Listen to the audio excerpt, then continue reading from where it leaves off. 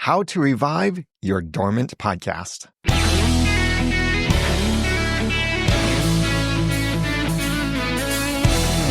Thank you for joining me for the Audacity to Podcast. I'm Daniel J. Lewis. Whether by choice or beyond your control, your podcast might have to go on a hiatus, and it could be so long that the podcast even seems dead. How do you come back from that? And can you even get back into your rhythm? It will take some work, but here are my recommendations and what I'm practicing myself too. If you'd like to follow along in the notes, there's a simple tap or swipe away inside your podcast app or at the audacity2podcast.com/revive. Number 1, review your podcasting goals or your why. Why do you really podcast? What profit are you after for yourself? And profit is P.R.O.F.I.T. That's not just a spelling lesson. I make profit stand for something. That's popularity, relationships, opportunities, fun, income, or tangibles. So which of those are you after for yourself? And what about for your audience? What are you trying to help them get? How will they profit from your podcast? As you seek to revive your podcast, you might need to consider adjusting your purpose and goals for your podcast. It's okay to go from business to fun, or the other way around, from fun to business. But what's most important is that you know why you're podcasting so that you can set appropriate goals and then take the right steps toward those goals. Number 2, treat your podcast return like a launch. Think about everything you had and did when you first started your podcast, whether that was months ago or years ago. No matter how much you've lost due to your hiatus, and I've seen that myself with my own hiatus, you probably still have much more than when you first launched. You have more skills, more knowledge, more relationships, more tools, and probably higher quality tools too, more resources, and yes, you even have more audience. After all, you had 0 when you first started. We all had 0. So look at this as your launch and you realize you have more than 0 now, even if it's been a long time. Some people will keep your RSS feed for years, holding on to hope that you'll someday return. That's what I did with the Ask a Ninja video podcast, and more about that later. Imagine then if you had all the resources you have now, but years ago. So you can treat your return almost like a launch with the same kind of enthusiasm, the media blitz, we could put that in quotation marks, the promotion, the sharing, asking friends, and what audience you do have to help, and more. But this time you have a whole lot more of everything than you had before. Number 3, use a podcast trailer to promote the return. If it fits into your timing, and maybe don't delay your return just for this, try to publish a trailer to promote the return of your podcast. Make it 1 to 3 minutes long like a trailer should be for a podcast. I'm not talking about a promotion, but an actual trailer. And make sure you actually set it as a trailer episode type in your podcast publishing tool. As a trailer, then either don't use an episode number on it or set its episode number to be the same as your next episode will be, so that some apps can treat that trailer as a trailer for that upcoming episode. And soon after you get into publishing again, you can go back and remove that trailer from your podcast feed. And instead of making the trailer about the past by apologizing for being gone or talking about what's happened during that time, focus on the present and, more importantly, the future. Why are you excited to resurrect the podcast? What are you eager to share in upcoming episodes? What might you be doing differently that your audience will appreciate or look forward to? You can even take this opportunity to adapt this trailer into your regular whole show trailer that can be featured in podcast apps. When you set it as your trailer type with no season or episode number attached to it, then it's a trailer for your whole show. And then that gives you all kinds of great promotion opportunities and ways that you can stand out in some of these podcast apps and get more easily featured in certain ways because you have a nice trailer that gets people excited for your podcast. And in this case, also gets them excited again for the return of your podcast. Number 4, this one's a tough one. Lower your expectations. Yeah, this is a reality check. You'll need to lower your expectations. Lower your expectations of your podcast's influence. Lower your expectations of your audience's response. And even lower your expectations of yourself. I know that can be hard to hear. Yes, you have a lot more knowledge and experience than before, but that doesn't mean you can just jump right back in and have all the same popularity, influence, audience, and even strengths and abilities as you did before, but you haven't lost everything. Although Ask a Ninja did not return as a video podcast, so I now know I can finally delete that RSS feed from my podcast app. Nonetheless, it did return. Now on YouTube, so not a video podcast, but it's on YouTube. But it did return. That's the exciting thing. It did return. Am I angry with Ask a Ninja for being gone for so long? No, I'm happy it's back. Do I need to know what happened for all those years or why he wasn't doing the show? No. Am I just happy he's back? Absolutely. And do I mind that it's on YouTube instead of being a video podcast? No, not really, because I'm just happy it's back and I can look forward to being killed by him soon. If you watch the show, you'll get that.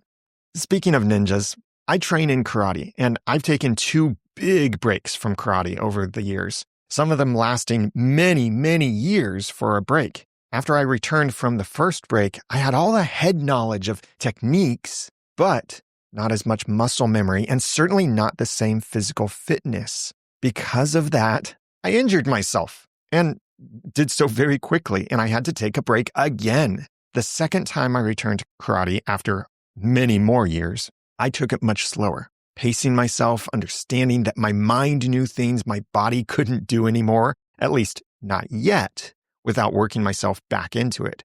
And there were also a lot of things and techniques and katas and just basic stuff that I forgot. And it was really easy for me to mentally beat myself up for not remembering these things. I could be there training in a class doing the most basic techniques that I should know, and I'm going blank on them. And yes, I was hard on myself for that. Yes, several times I felt like giving up because I felt like I should know this. I'm a black belt. I should know these white belt things. And I didn't. I'd forgotten them. And it was really easy to beat myself up and think about giving up. But with patience and intentional practice and recognizing and accepting lower expectations of myself at that time, I did relearn things and they started coming back to me. And then I was able to learn new things on top of that. And then I was ready to test for my 2nd degree black belt. But something happened at that test that I thought could happen, but I didn't actually expect it. And I'll tell you the rest of that story further on in this episode. How's that for a tease? Apply these same principles to your podcast. Be honest with yourself that you might not be able to do as much as before, or maybe not even do it as good as before. But don't beat yourself up for that. You can work yourself back into the rhythm with intentional investment. It might be rough at first, but if you keep pushing yourself further and don't give up, you'll probably be back to your previous momentum and ready to grow again. Number 5, don't apologize or explain in your regular episodes. I often encourage you to think how you can make your podcast and community and engagement timeless. Although it won't apply to all podcasts the same way, it's still a good practice to consider what will matter to your audience, new or returning audience, a year from now or several years from now. Consider podcast seasons, for example. If the only reason you want to use seasons is so you can take a break every now and then you don't actually need seasons. Those season numbers won't mean anything to your audience, and a year from now, someone playing your podcast won't care that you took a break a year ago. And if they see season 1 to season 2 and they don't notice any difference, then there's really no need for those seasons. So think about what makes sense for your audience a year or several years from now. And along with this, similar to the trailer, but especially for your returning episodes, focus more on the present and future and less, or maybe not even at all, on the past. You don't have to apologize. You don't have to explain yourself or make excuses. Just prove yourself by making great content from then on. If you really do feel like your audience wants or needs to know about the gap, save it for the end of the episode, or maybe even a separate, detached, temporary episode that you put out in your podcast, like a personal update thing that maybe you leave it up there for a few weeks until your most loyal audience gets to hear it. You see the downloads are what you might expect, and then you can take it down after a few weeks. So then your audience, again, years from now, won't have to hear that because it won't be relevant to them. They don't need to know why you took a break 5 years ago, but you've been podcasting ever since that. They just need to know what you're doing now and that you're continuing to put out great content in the future. And speaking of the future, number 6, make and follow a plan to keep going. Consider Sir Isaac Newton's first law of motion, or the law of inertia, that says an object at rest remains at rest and an object in motion remains in motion. But what changes the state from one to the other is a force. Think about, for an aircraft to fly, it needs thrust. Thrust from Chicken Run. What causes a ball to eventually fall to the ground, no matter how hard you throw it, is gravity. And what causes even the best podcasters to retire, like Mark Maron is retiring, or pod fade when they slowly fade from their podcast, is when the energy they're putting into the podcast is not stronger than the forces against the podcast. Before you bring your podcast back to life, you and your podcast were at rest. Now you're trying to get it in motion. So it's going to take a force of energy from you to get it in motion. And it might take more energy just to get it moving than to make it move faster and keep up its momentum. And since there are a barrage of other forces that could slow its motion, you have to keep putting energy into it. More energy than the forces opposing it. Let's go back to my karate example. I had to create a schedule to practice the karate I was relearning, and especially new things I was trying to learn. I had to be disciplined to stick to that schedule. And that meant I had to fight against a lot of forces that would have kept me at rest. And in the beginning, it was hard. I suddenly felt my actual age. I could see how much less flexible I was, like physically flexible. I can't do the splits anymore. I used to be able to do the splits. I can't do them anymore. I can still kick really high, but it took work.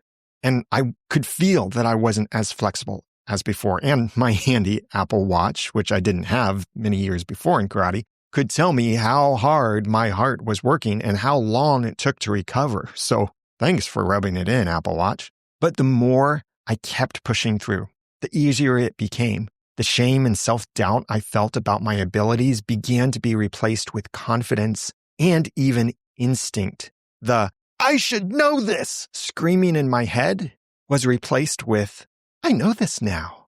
And then that was getting replaced with "How can I make this even better than ever before? How can I do this even stronger, faster, better, more precise?" Because I was ready to grow after I got my momentum going again. So what happened at my black belt test? Patience, grasshopper. If you're in that place of trying to restart a podcast you've let go dormant, you'll need more than just motivation. You need to put that motivation into a plan and grow the discipline to stick with your plan. With every podcast I've ever hosted, I saw the most growth, the most efficiency, and the easiest momentum when I scheduled my work and honored those appointments with my podcast.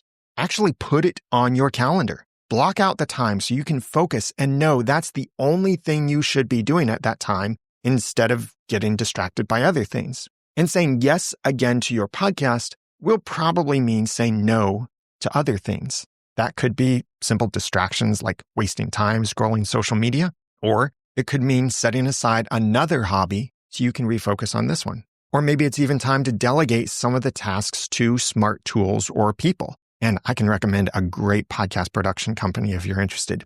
Just whatever you do with your podcast, just don't compromise your commitments to your faith, your family, and your work. And then after you get going strong, it will take much stronger forces to knock you off your path. You've got your momentum again. You've built a new rut, but a good rut, because you've got that path ahead of you and you are strong on it. And by the time I stood in front of a board of higher-ranking black belts, I knew I was ready for the test. I had invested all the energy I could. I had practiced hard. I had sacrificed less important things, and I was ready to be tested. And even without knowing the results of the physically draining hours-long test. And with that rapidly beating heart and panting breath, as I was told to step out of the room while my superiors discussed my performance, I thought to myself about how I did, and I was proud of giving it my best. And I actually felt a whole lot more confident after the test than before, and I felt more like I might actually have done well enough to earn my promotion. But I didn't get my second-degree black belt. Instead, they said my demonstrations of technique, power, application, and knowledge were above my level. And so they unanimously agreed to promote me not to second degree, but straight to third degree. Wow. Deep down, I knew that could be possible. I didn't dream of it. I only focused on doing the best I could with the work in front of me. I didn't go in testing for third degree. I went in testing for second degree, but having done my best to be prepared for it and giving my all during that test. And that's what impressed them so much. They felt I deserved a third degree because I did so well on it. And this isn't to brag. This is just my personal illustration for all of this. So please understand, I don't mean this to brag or show off or anything like that. But this is what it will take for you to bring your podcast back to life. Whether it's been on hiatus or you're just struggling to keep it going and you're fighting against that P.R.O.F.I.T force that's trying to get you to stop podcasting. You need to dedicate yourself and invest the energy if you really do want to keep it going, or if you want to revive it and bring that podcast back from being dormant. And that is also why I decided to review my podcasting goals, push through my barriers, change my expectations, and shift my focuses so that I can come back to you. And as the Audacity to Podcast is celebrating its 15th anniversary on June 17th, 2025, I'm not looking back, but looking forward to the years to come of continuing to give you the guts and teach you the tools to start and grow your own podcast for passion and profit. I'm Daniel J. Lewis, and this is the Audacity to Podcast. Back to serve you.